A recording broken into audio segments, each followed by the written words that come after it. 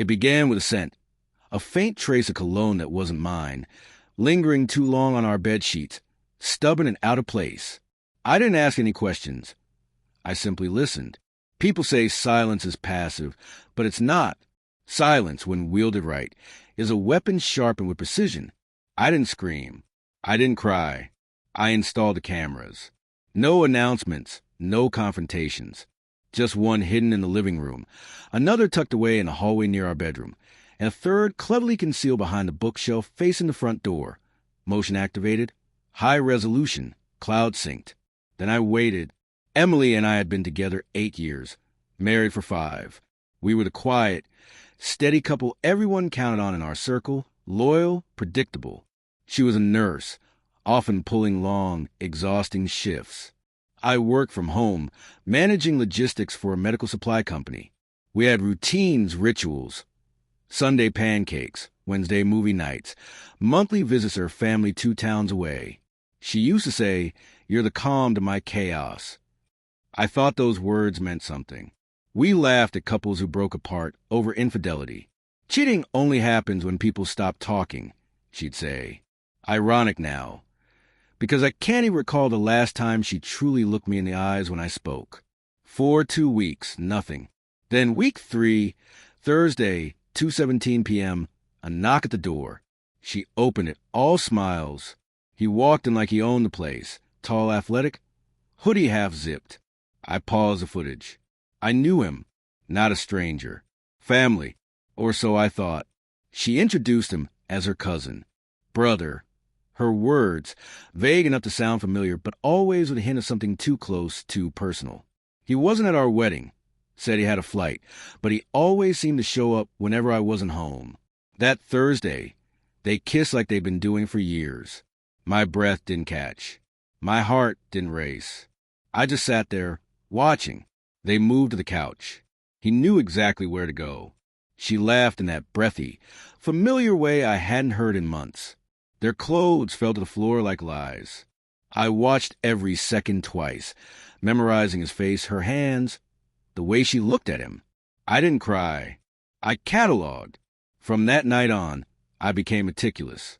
I altered my schedule, pretending to leave for work earlier. I parked my car 2 blocks away and walked home in silence. I listened through walls, reviewed footage again and again. Every encounter followed a pattern. Tuesdays and Thursdays, between 1 and 4 p.m., like clockwork. While they played house, I played chess. First, I collected 6 separate encounters, all time-stamped, stored on multiple drives, one with my lawyer, one in a safety deposit box, and one hidden in plain sight on a USB labeled work trip photos. Then I called in favors. My cousin's a divorce attorney, aggressive, discreet. We drafted everything in secret, property, finances, spousal misconduct clauses, pre-filing negotiations.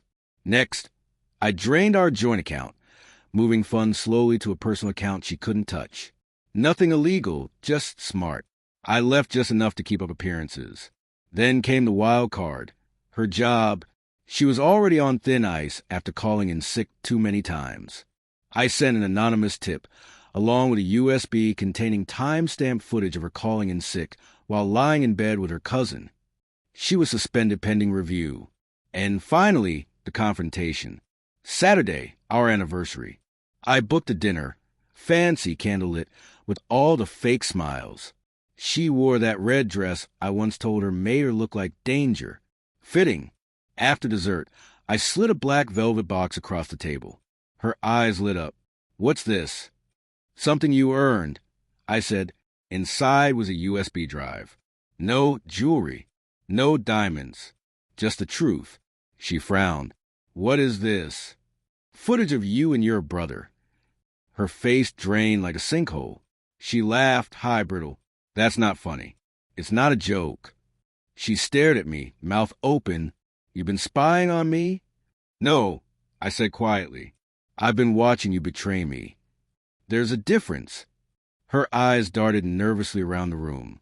"We need to talk about this privately." "We are," I said. "This is as private as it gets." She tried the tears. I didn't blink. She tried denial. I recited dates, times, details. She tried rage. I handed her the divorce papers. The final blow, I said, you'll want to move out by Monday. Your job's on hold. Your account are locked, and I've already told your mother. She said to tell you not to come back. The silence between us was volcanic. She reached for my hand. I pulled back. By Monday, she was gone. By Wednesday, her job called to terminate her. By Friday, her brother posted a cryptic status about moving across the country. Turns out he had a wife. I sent her the footage, too. People ask if I miss her. Sometimes I miss the version of her I believed in delusion, but I don't miss her. I miss the silence before the cameras, before the scent. Now I sleep better. The house is quiet, clean.